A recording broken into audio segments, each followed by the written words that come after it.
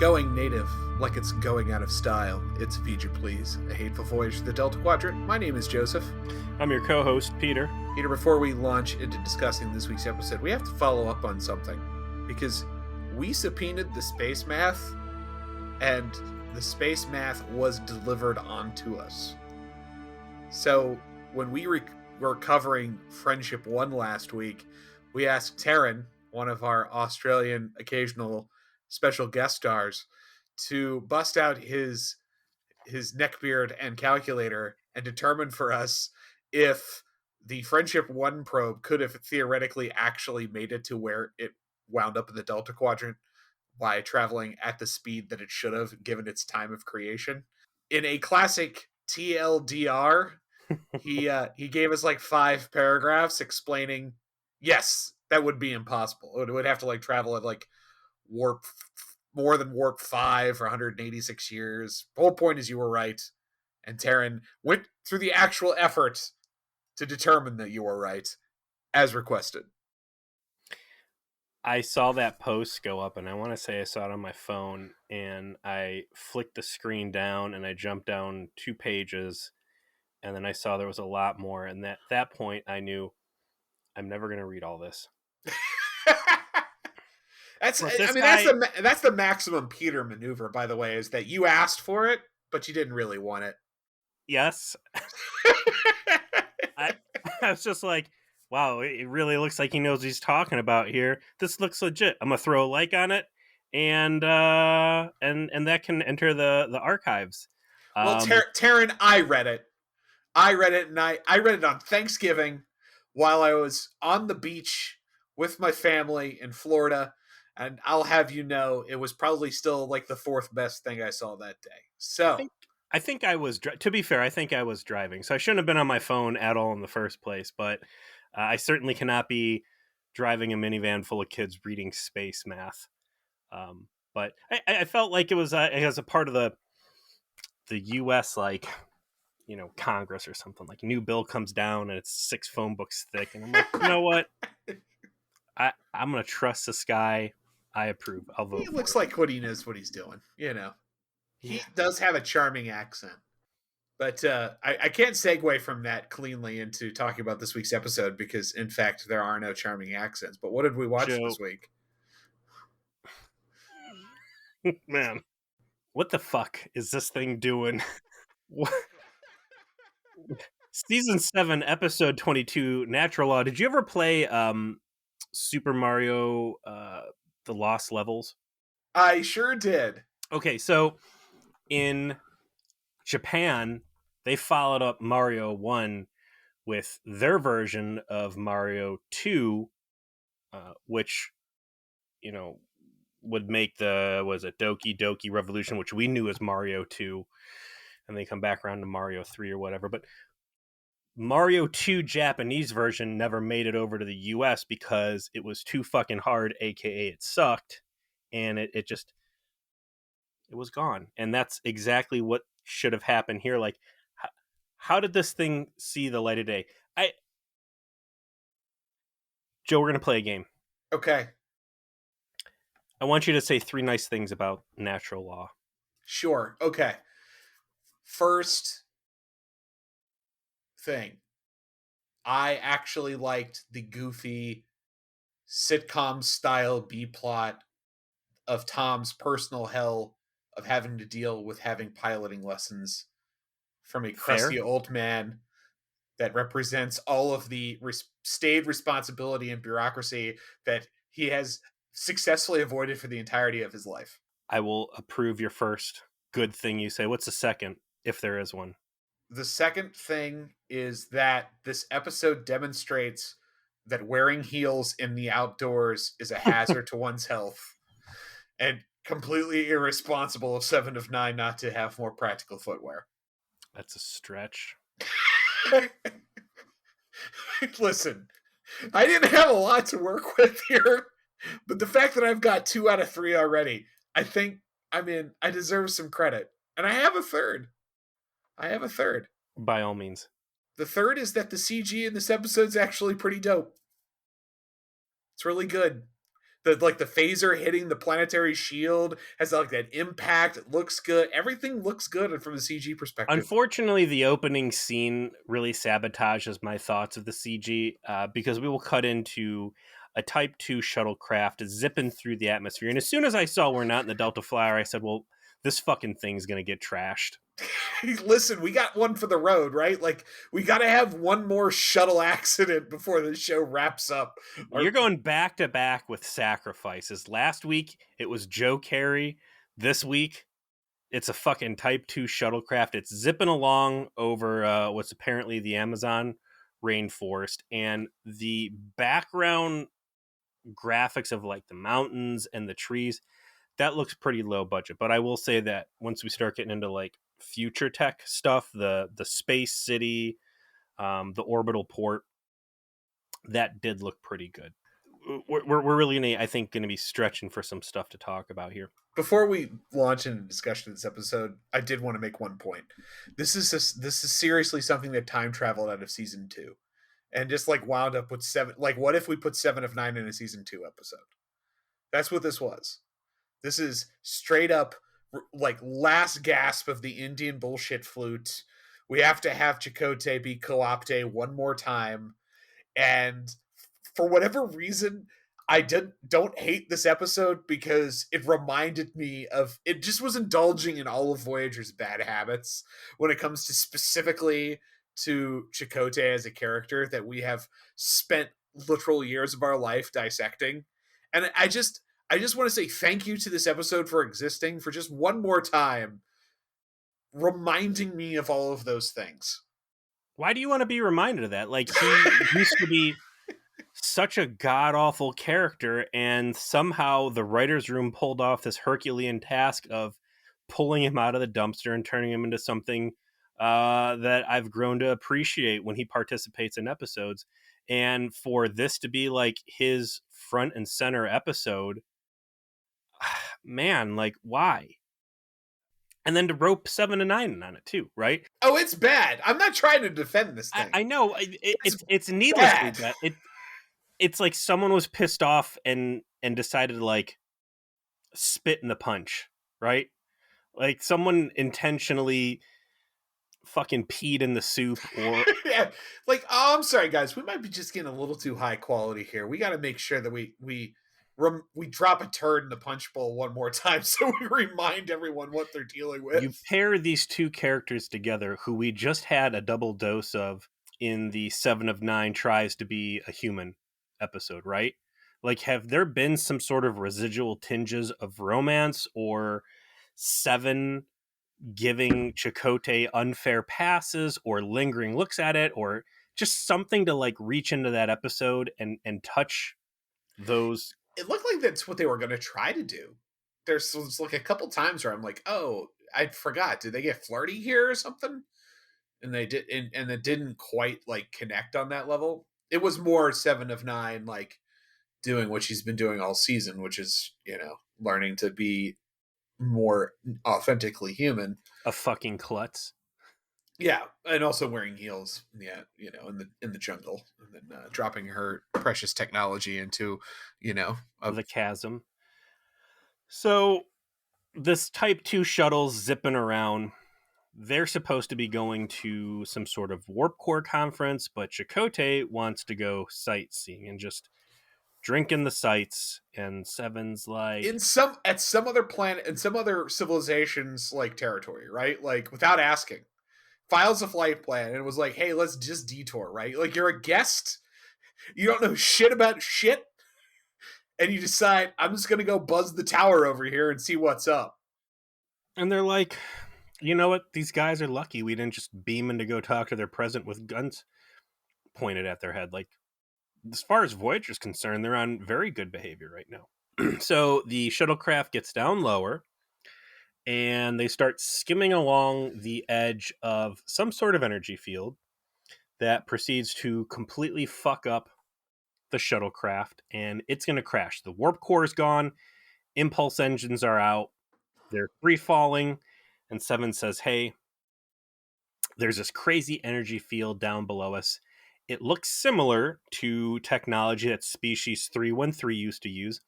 hey, I think I can reconfigure the phasers to blow a hole in this thing so we can dip down into it. To what end, I don't understand, because if you're just going to crash on the top of the energy field, like, that sounds better than shooting the energy field so you can fall an additional mile to the surface or whatever. I didn't quite understand why they didn't just pull up. I don't know why that wasn't an option. It wasn't particularly clear. Not only do we have the putrid return of the bullshit Indian flute and yet another special social commentary message of I felt like there's a lot of shades of the TNG episode where the last time we see Wesley Crusher, right? Is it when he's like not okay with being at Starfleet and looking for something else and he decides to join the Traveler? Yeah, because the Cardassians are there, but then there's Native Americans and they're like, leave indigenous people alone. And Right. It kind of goes into elements of how it is that Chakotay has the backstory he has, why he's involved with this Cardassian, war when he's a native person. Like sure. that Whereas actually. the TNG episode was pretty okay. This one sucks and it's a bad retread. But you've also got this heavy ramrod influence that'll be felt through the entire episode, starting with this ridiculous energy field, right? So let's discuss that. At some point, spoiler alert, aliens, which we are to believe is species 313, whoever the fuck they are, and I don't know who they are, because this is perhaps the most anemic Memory Alpha entry I think I have seen for any Voyager episode to date. It has content at the bottom, but it is all useless. It's like, this is when they filmed it. Here's a picture of someone who apparently is the hand double for Robert Beltran. Like, it's just matter. It is just empty words. There's about a page, and again, I've had never seen anything as thin as this. So species 313 came in and said basically they weren't okay with the two native species to this planet interacting, so they put some sort of I don't know what, a dome, like an Yeah. energy dome. What was that in World of Warcraft? What city Oh was it? yeah, the Dalaran had the energy dome over it. Yeah, Yes. so this is Dalaran, basically, right? And they said, Yeah. you don't get to interact with this part of your plan anymore. Also, as a byproduct, we are effectively, not that this ever gets addressed, we are going to completely jail in this other species, so they are forever fucked, this jail we've created. They do suggest that the reason for this is that the species that is the advanced one were being dicks, and like this alien race like showed up and was like, well, we're not okay with you being dicks, so we're going to prevent you from doing this anymore. So it was like very much like it was imposed upon them from someone from the outside. Exactly. And they're like, we'll come back and straighten this out later. This is a Hey, what's that flying cube of? Uh-oh. I do like that detail, that the reason why this has gone on for apparently centuries and has never been resolved is that the alien race that did it moops themselves into the Borg and got assimilated. And that's why they never came back. Like, if only we had more of that sort of creeping horror of living in the Delta Quadrant. We've lamented that enough, but here's a little taste of what you could have had. I think that's maybe the best part of this entire episode. Shame on me for not naming that one. Is the Borg did something cool. But you've got this huge Dalaran zone where nobody can go, and apparently if a spaceship touches it, it fucks it up. So there's no warning buoys. There's nothing to like prevent low flying aircraft from touching this thing. Whatever. It's just a huge chunk of this planet that you can't go to. And again, rather than pull up, rather than just let the ship rest on top of this energy field, which is totally something that can happen because later Voyager will see like debris from the hull just chilling out there. They decide to gun a hole in this thing and like fall the extra 300,000 feet or whatever and let the ship blow up after they emergency transport out. Joe, do you like poor ergonomics space luggage? So are you recommenting on the like weird sort of just box that they're carrying. This octagon duffel bag that may as well be the third major character of this plot line. Yeah, it wasn't very clear if they started with anything in it, because it clearly didn't have food, because they eat the natives' food. It didn't have like a med kit, because they used, witch doctor medicine. Didn't have a tent. Didn't have anything in it except was the thing they put the tech in at some point. 7 of 9 used it as like a literal container And it's for a very prop. clearly made out of cardboard, right? It's like a big shoebox, basically. And it's like this octagon tube. So there they are, crash landing. And they're like, all right, quick, grab the tricorders. Good, we got the tricorders. Let's not worry about phasers. You ready? Yeah. Okay. You know what? Hey, let me grab this box. This is a great box. Okay. And it's a great box. You know what? You might have something you need to put in the box. And then if you don't have this, what do you have? Just have your hands are just filled. They're looking at the pile of shit in the corner. There's like med kits, replicators, all sorts of stuff that I think at this point Voyager should know how to stock a shuttle that's going anywhere near a planet, given the number that they've lost and crash landed. Like, you'd think that these guys would really have great emergency supply reserves, and they're like, nah, just they do. But they're playing the game on hard, man. It'd just be too easy. Let's take the box. You never know what could be in it. There could be a med kit. Yeah, you got there. All right. Let's get to the good part, Peter. Let's get to the good part. Is it where the transporter breaks Chakotay's leg? It's where Chakotay does what he does best, and that is meet the native people. We've gone on such a long road with this guy when it comes to what appears to be his like one of two character traits, right? He has one good character trait, which is that he is the most spiritual member of the crew, and on occasion has been useful in some of the better episodes and stories told as a consequence of the fact that he is said spiritual advisor. And second is whenever there is a primitive native people, he is going to be the guy who interfaces with them. We saw this in Tattoo, of course. Space Spider Island, Nemesis, when he was like a catch and jungle fighter for a few days. What else? The Borg co-op. He's had bad ones, but he's had some really good ones. He made great inroads with Species 8472 when he put the pipe in one of them. Ellen Ty, yeah. Oh yeah, it was her, wasn't it? It was. That is the two good things you could say about Chakotay up till about season 3. And I think after that, and this is what lends a lot of credence to this is a forgotten season 2 episode, is that Chakotay in the back half has a lot of other great character traits, namely calling out Catherine Janeway on her cockamamie bullshit. Sometimes even, mutinying and taking it all the way. This completely unnecessary throwback to the character he used to be. This could have been an episode about him coming to terms with his decisions and having some sort of reflection on what's life going to be like when he gets back to Earth, now that the Maquis have been eradicated and he's one of the final remaining. That'd been God, yeah. So we're into the senior week of Voyager now, where like you're getting your last episodes that have to do with specific characters, and this is the last Chakotay focused episode.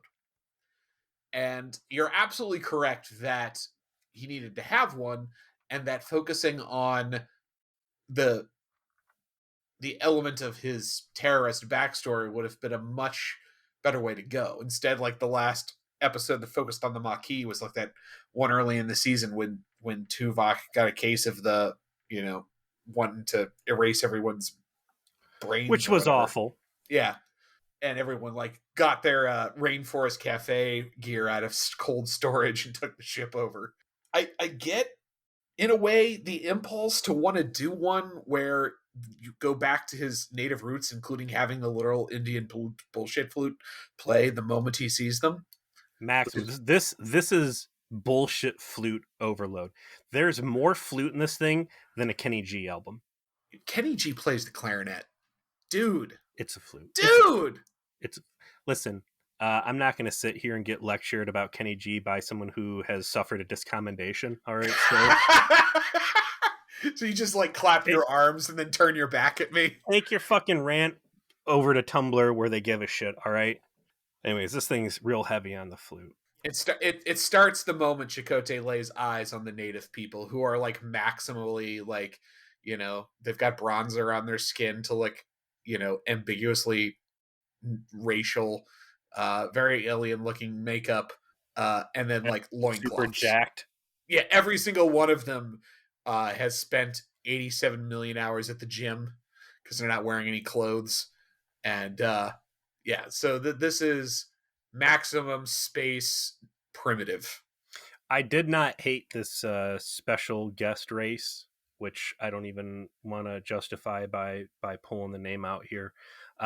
They sidestep the language barrier in an interesting way, because, you know, we've got the comm badge universal translators, which, you know, surprise, surprise, they're going to go ahead and destroy Chakotay's in a silly ramrod moment. But Seven still has hers, and even when she comes back in, it's no help, because this alien race is effectively mute, and they communicate solely through hand gestures.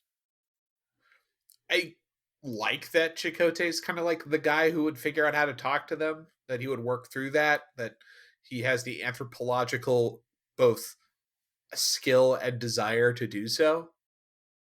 I do. I like that. Sure. But, I mean, that those are great traits to have, and they would really matter if literally the smartest human in the universe was not standing there alongside him with like super Borg chips in her head, and language is basically math, because she should have been all over that shit. Okay, listen. I'm not trying to defend this episode. It is bad and you should not watch it. However, the fact that 7 of 9 is just like bored of this shit from the start and is like disinterested in this nonsense that Chakotay's engaging with and like learning to communicate with him is actually matches that idea, right? Like she's just so above like communicating with these people. Let me do you one better. Let me do you one better. Dealing with it. Because the only reason to pair these two together would have been to have lingering romance threads from, what was that called? Human Air?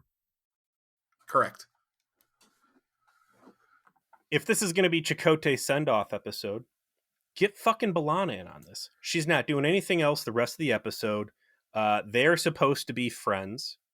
She would have been a great substitute for the technical-minded 7 of 9, because she's also good with this kind of stuff, and also doesn't give a fuck about natives, in case anybody remembers Muse, right? And has no problem walking all over First Contact, Prime Directive stuff, right? Oh, yeah, including beaming out in front of them. Yeah, no big deal. And I think that would have played up Chakotay's need to be culpable for what's happening here. And, you know, when's the last time those two really had meaningful screen time together? I can't even remember. It's been a long time. I think the last big B'Elanna Chakotay moment might have been like ambushing Seska. I would say the Cardassian murder cave. No, the Seska when Chakotay's out of phase and Voyager's different time zone. Oh yeah, in the clip show. But that's not a clip show. I don't even count that because it wasn't actually B'Elanna, because it was like season 1 B'Elanna meeting season 7 Chakotay. I was like, the last time they had like a moment of character growth like that was meaningful with the two of them together might have been all the way back in like, I guess, season 5 when the Cardassian murder cave happened. They didn't even find time in the goddamn 2-parter workforce to focus on those, when he was abducting her and trying to like wake up memories. Like, yeah, they really subsumed all of her character development into Tom. Like when they decided to go whole hog on that romance, because remember, like they teased the idea that the romantic couple was going to be B'Elanna and Chakotay. She had like the fucking sex like vision about him. or in season one. Like Sure. I think they bailed out of that and they didn't quite know what to do, and you I know, still feel like they were lining it up to be with Harry Kim.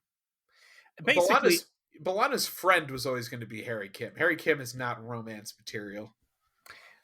Garrett Wang is not romance material. I think I, Harry Kim, under a different stewardship, might have been a little different. I'm just saying, if we're in the back half of season 7, there's what, 3 episodes to go before we're done, and this is a send off for the character known as Chakotay. Um, Lots of missed opportunities here, but go figure. That's right on brand for us. So they kind of meet these indigenous people. Chakotay's legs fucked up, so he can't go out on the scavenger hunt that 7 of Nine's on.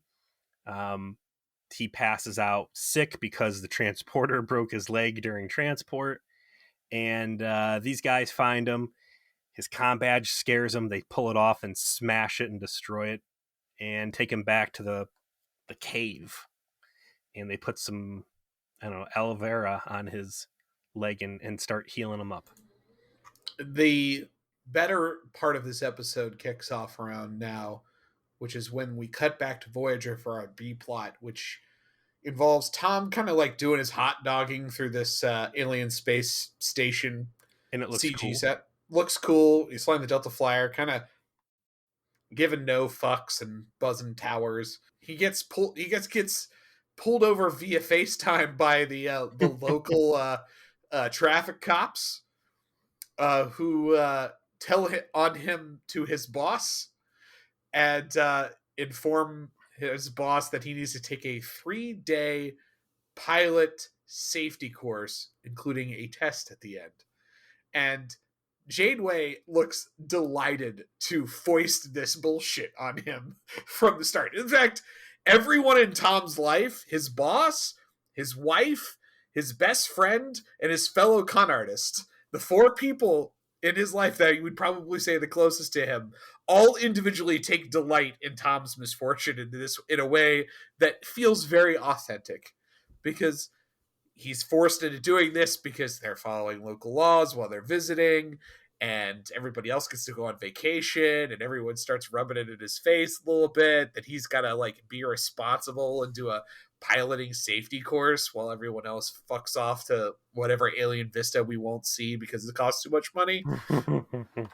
And the guy that ends up being his instructor for this is like the crustiest driving ed instructor you've ever seen, and it's the absolute perfect B plot for Tom, because this is the shit he's always managed to avoid. He always manages to avoid this kind of nonsense. All going back on to season 1 when he got involved with the shithead murder with Detective Tuvok because he got bored of whatever bullshit Harry was talking about and he went to fuck a shithead instead. He is not a rules follower, and this is his hell. It's a good B plot, and everything you said is correct. But when you take the message they're trying to kind of telegraph here, and then you compare it to that time that he created an act of extreme eco-terrorism and completely eradicated the underwater mining of whatever the sea people episode, the mermaids. Correct. Kind of, I don't know, takes the steam out of this little plot here. I had so little to think of when regarding this episode that every good joke I've come up with was something Stevie came up with. She's the one who pointed out the wearing heels in the jungle results in losing your tricorder. She's the one who's like, that's just a sitcom plot where Tom gets stuck doing driver's ed. He does, and so looking at the Tom plot, because at a certain point, I'm kind of like, what's going on in this episode? What am I watching? What is the moral of the story going to be here? Because the A plot is so meandering and slow that I'm like, all right, really focused in on what's happening with Tom. And I'm like, is this an episode about like, we need to show responsibility and we need to play by the rules, and Tom is kind of the exemplar on what we're trying to talk about here, which certainly is not the case by the end of this. But I will agree, the comedy's there. And even not with the stereotypical crusty old driving coach. It's his friends throwing him under the bus. And I think that's a good observation. I don't think there's anybody else in the crew that has as much overlap with other major cast stars as Tom. He's got a close relationship with Janeway, and like you said, Harry, B'Elanna, Neelix, the EMH. He's always, Yeah. I mean, He, short of Seven, who he doesn't really have a ton to do with. He's all over the place. He even had like really strong, scenes with Chakotay earlier, back when there was still that rivalry there. Tom, I mean, of the six main characters you made, Tom has had children with two of them. It makes sense. Tom is the guy who has got a lot of charm, right? Like he's the most personable. He's just there for a good time, not a long time. And so it makes sense that he would be the guy who would be the friendliest with the most amount of people. I All think this, also he becomes the foil to the straight man when you're looking for a comedy pairing. Like he's always the goof. He's an easy butt of the joke. Everybody else in the cast is pretty serious. So yeah, him. they're either driven former terrorists or they're driven Starfleet officers, and Tom is neither. Tom is perhaps an exception amongst all of Berman era Trek of a guy in a Starfleet uniform with rank pips on his collar who really doesn't fucking care about the job that he doesn't care about being in Starfleet. He cares about his job. He cares about getting the ship home. He cares about his friends. It's not he's like useless or a liability. He Uh, doesn't care about the uniform. Correct. He doesn't care about the uniform. And because of that, he just is doing his thing. And people are attracted to that. I think it's also interesting that for an episode that's punishing Tom, this is one of the rare occasions in season 7 where he's not being a complete shitbag. Yeah. Where he's kind of stuck doing this. And it's not really, it's disproportionate, right? You feel Like, sympathy. yeah, you're like, And this sucks. that's hard for the writer's room to do with that character. I feel a lot of times like it's so easy to condemn him and just roll your eyes and hate everything that's going on. Yeah, take us back to the shithead episode. He was, in fact, fucking that guy's wife behind his back. Like, that's what he did in his spare time, is he wrecked a marriage amongst an alien race. Like, That's that's perhaps the beginning of their next door woes, which do was not do much early. better by the end of this. Yeah. So that's what Tom's doing, and Janeway's like, "Hey, follow the rules. Shore leave for you. You're going to be in intensive driver ed, and we'll check back in on you later." Meanwhile, down on the surface of the planet, Voyager still hasn't figured out that the first officer and smartest woman in the universe are missing. They go, "Hey, we're starting to run into a problem where our interactions with this native species can potentially be harmful." And sometimes you get a Chakotay that says, like, we need to respect the cultures and the values of the indigenous culture. Don't even bother using your tricorders, right? And sometimes you get sloppy Chakotay who is okay to rub elbows and get in close and see how things are working there. 7, as you pointed out, doesn't care and wants to get the fuck out. They start going through the pretty paint by numbers plot you'd expect on the surface here. Chakotay reaches the natives, learns how to speak to them. They all think that he's the greatest. He starts buying goods from them, essentially with glass beads. Yes, takes his rank pin, buys something from him with it. 7 can't be bothered, goes and like finds the doohickey that they're going to need to communicate with Voyager, at least as they understand it, through this energy field.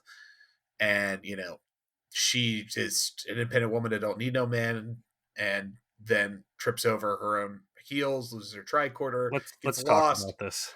Okay.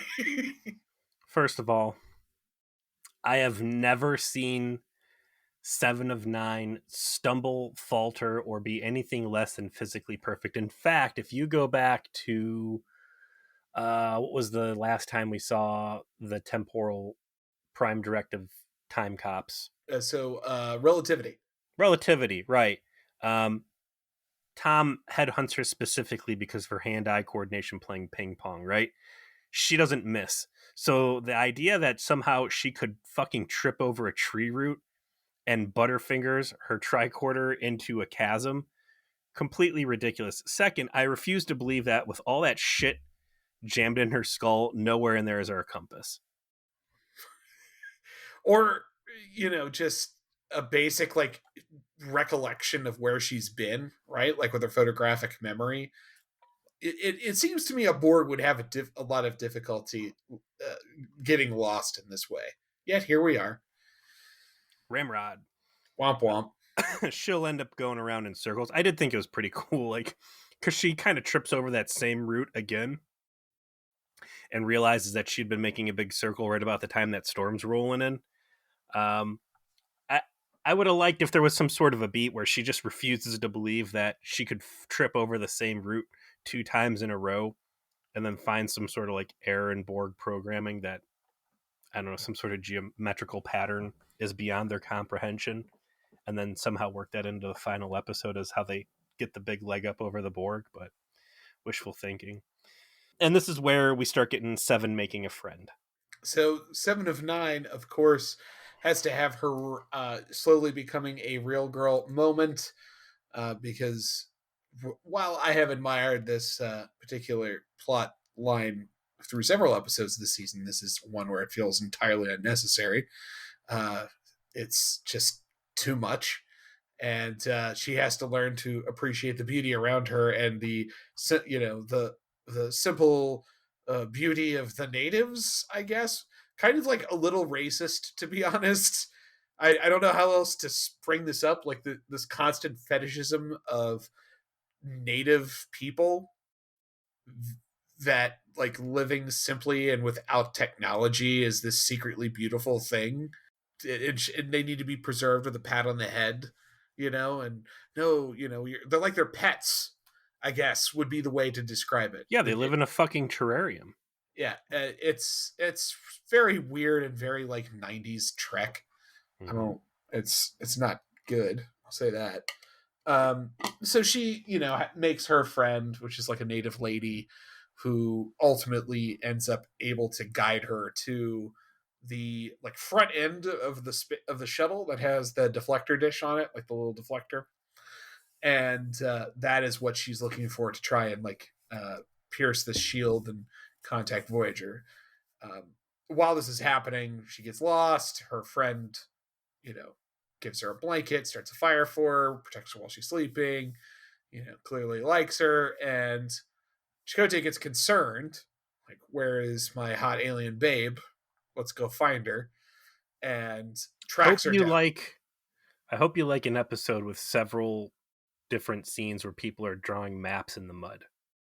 Yeah, there's like 3 of them. Like Chakotay twice, Seven of Nine once. Mm-hmm.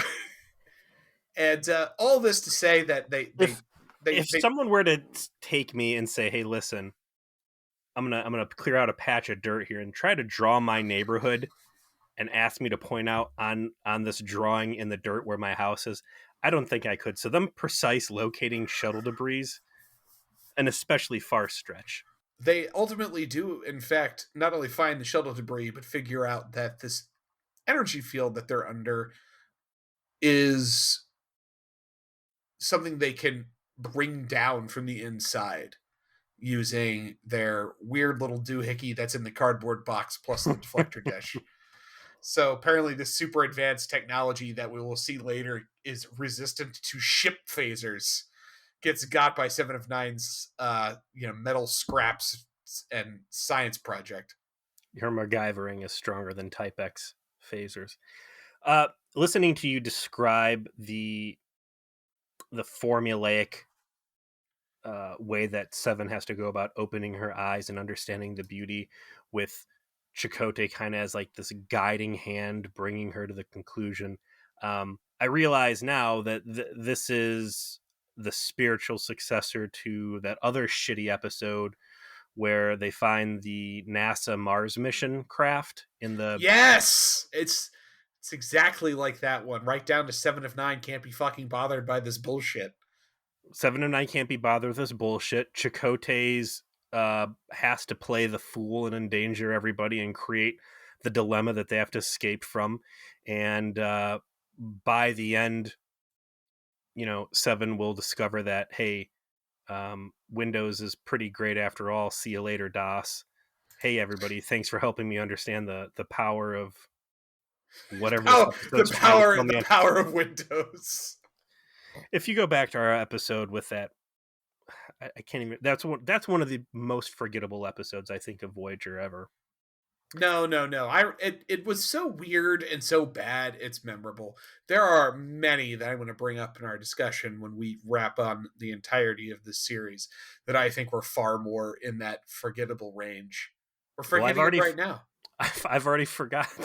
I don't even know if they exist. You might just be calling bluff. Like, maybe I'm right after all. But yeah, that is this episode all over again. So they cut back up to Voyager, and Voyager has figured out that Chakotay and Seven are missing and that they need to start looking for them.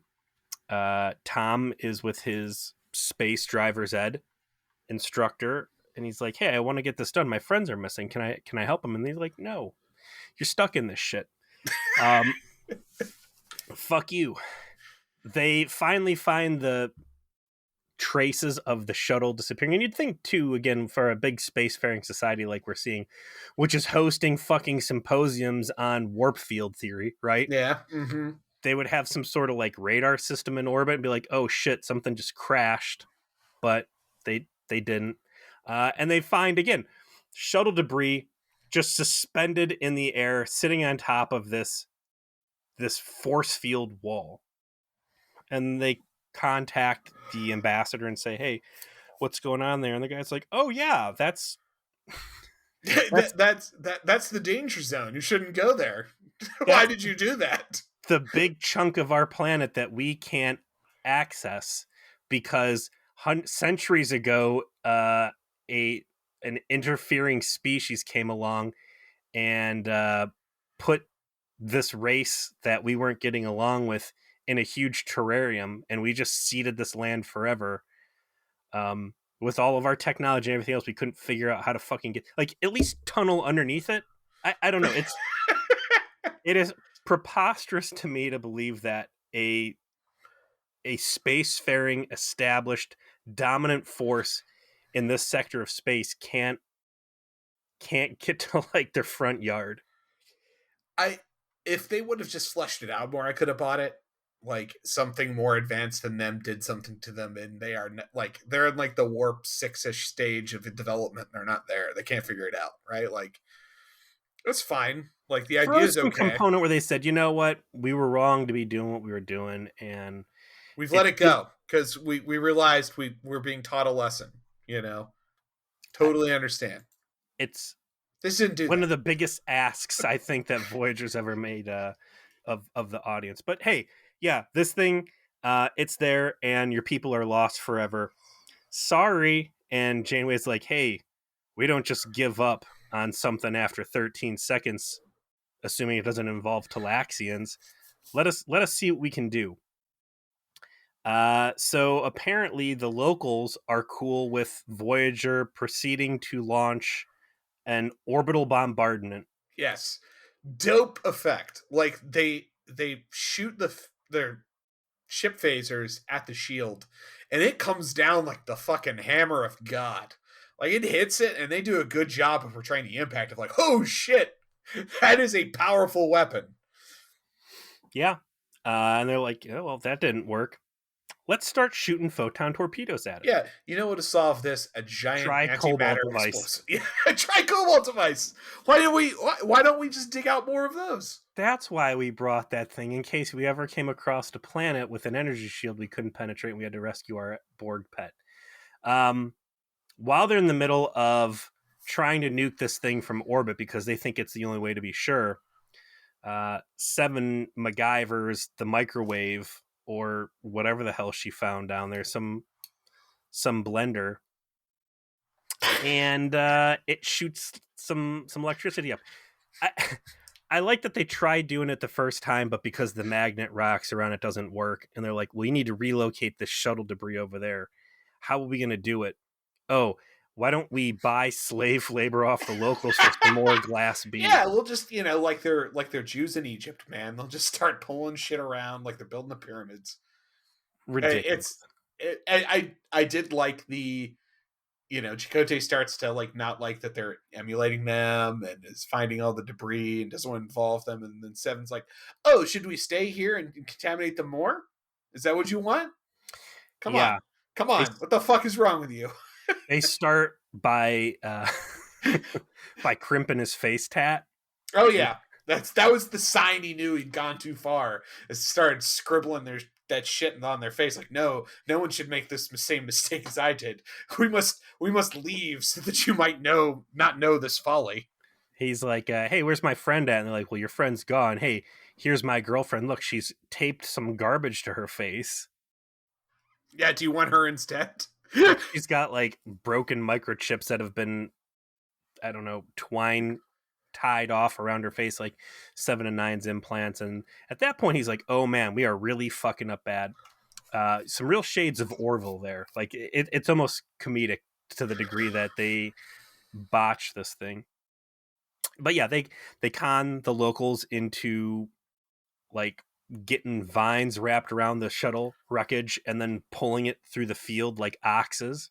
Yep. Oxes. I don't know. They fire up the doohickey. Chakotay tries to like move everyone away so they don't get electrocuted. Of course, the curious lady decides to get close and gets electrocuted. It does work. It brings down the shield. Thankfully, they contact Voyager before they fire off a photon torpedo, thus killing everyone. Like that had been a bit of a moops. I'll throw up the Curb Your Enthusiasm theme song after that one. Like, shoot the photon torpedo right as Seven brings down the wall, and all of a sudden, yeah, incinerated the entirety of that jungle and everyone there. Hell, maybe it hits the core and somehow collapses the planet. The possibilities could have been endless. Cue the Always Sunny in Philadelphia theme song when the gang accidentally photon torpedoes the natives. By the way, I don't know if you've caught the Sunny podcast yet. It is gold. Anybody is it them talking about old episodes, or when you get these podcasts where it's like 3+ people in a room talking, they create this atmosphere where it's just dudes hanging out and you become one of the dudes, right? And you're just sitting in a room listening to people having a good time. You're having a good time with them and you feel like you're part of it, right? Most podcasts try to do that, and instead it's very annoying and comes off as miserable, at least to my sensibilities. Sunny pulls it off because all three of them are fucking hilarious, and on the off chance they are talking on topic, what they're saying is so interesting and riveting that it's just win-win across the board. Who does it? The three dudes, the main cast stars from Sunny. So it's Charlie Day, Glenn Howerton, and then Danny's not in there. Okay. Oh, and then it's the woman who plays D. No, it's Mac, Charlie, and Dennis. Oh, okay. All right. Well, that does sound like that would be a good time. It's fucking great. So back to boring stuff. What's her face has electrocuted herself bad. Oh my gosh, we're worried about her. Hey, should we bring her up to the sick bay? Should we put the doctor down there? No, I'm gonna handle it. Just give me the med kit. Off-screen beamings later, Chakotay is back up on Voyager. Apparently, the voodoo witch doctor stuff heals better than modern medicine in the 20th century because his broken leg is already healed after like 2 days. They're like, oh, okay, well, let's get all the crap off the planet, get the fuck out of here then. And Seven is finished curing, apparently, the lady friend that she made, and gets a blanket, as his natives do, apparently, with blankets, and is about to leave, and everything seems good, except there's like 7 more minutes left in the episode, which means when she leaves the cave to get beamed out, all the assholes who run the planet are there now, and they've got their giant Texan hats on, and they're like, we're prospecting for oil around y'all! Like, they are ready to exploit these people immediately. Right up to that point, again, I'm kind of scratching my head like, what is the fucking point of this episode? Tom needs to learn to be respectful, and what was the point of all of this down on the surface? And then, you get injected with, like, the second half of the A plot, which they're in a real rush to try and pull this thing into some sort of morally appropriate story. And Seven's looking around, and she doesn't like what she sees. She's at this point learned that Windows is the best operating system through her paint by numbers awakening to the plot's end goal. And, you know, they make the pitch to Janeway like, hey, we can't let this happen. We need to stop this. And we really need to do anything within our power to just make everybody on this planet completely fucking hate us.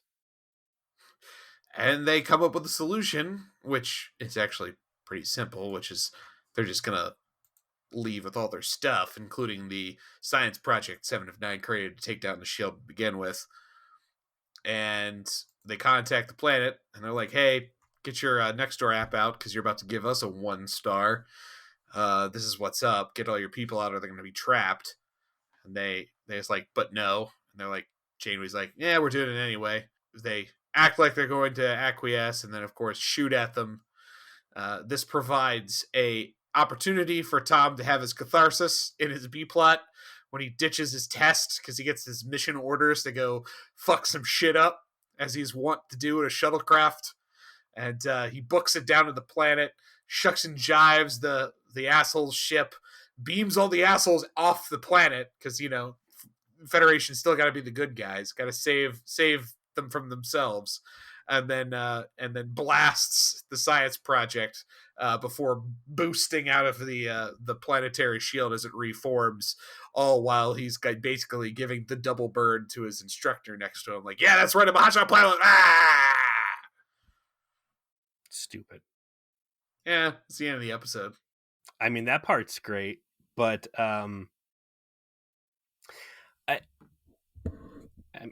you know, a lot of times we say, all right, well, this clearly happens outside the realm of anything Voyager's ever going to care about, or, you know, you shouldn't be nitpicking this because it's a fun episode. I wouldn't say this is a fun episode. I would say this breaks a lot of Starfleet rules. I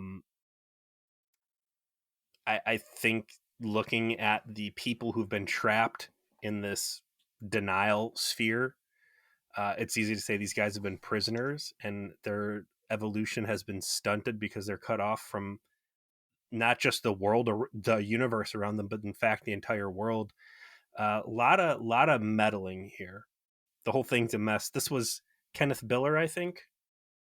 It was Kenneth Biller, James Caan, and then directed by Terry Windell.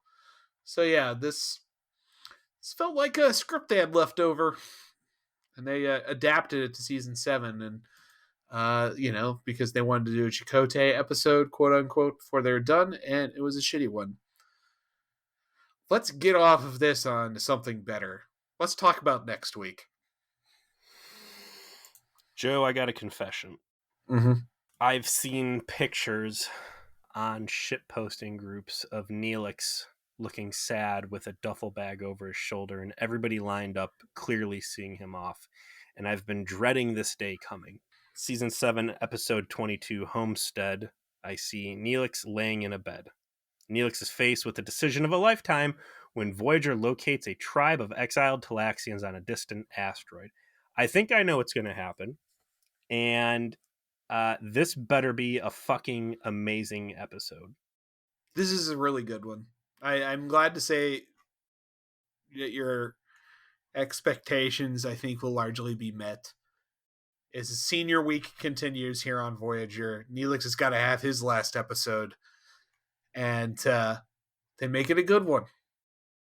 And we'll talk about it next week. Or maybe Peter will be really mad that it didn't, you know, quite measure up. I don't know. They've such a low bar with natural law. I'm tempted to go ahead and write it on my wall of shame right now. Like, this thing fucking sucked. This should have never saw the light of day. Shame on everybody involved with it. I think you could have done a lot of cool stuff with the last Chakotay focused episode. Instead, you know, you just shit the bed with it. So they went right back to the poisoned well. You know, I just didn't know what else to do. I look back at some of the real stinkers they've lumped Chakotay into. I think I would have rathered him be, in the astral plane fighting wolves again than this fucking turd.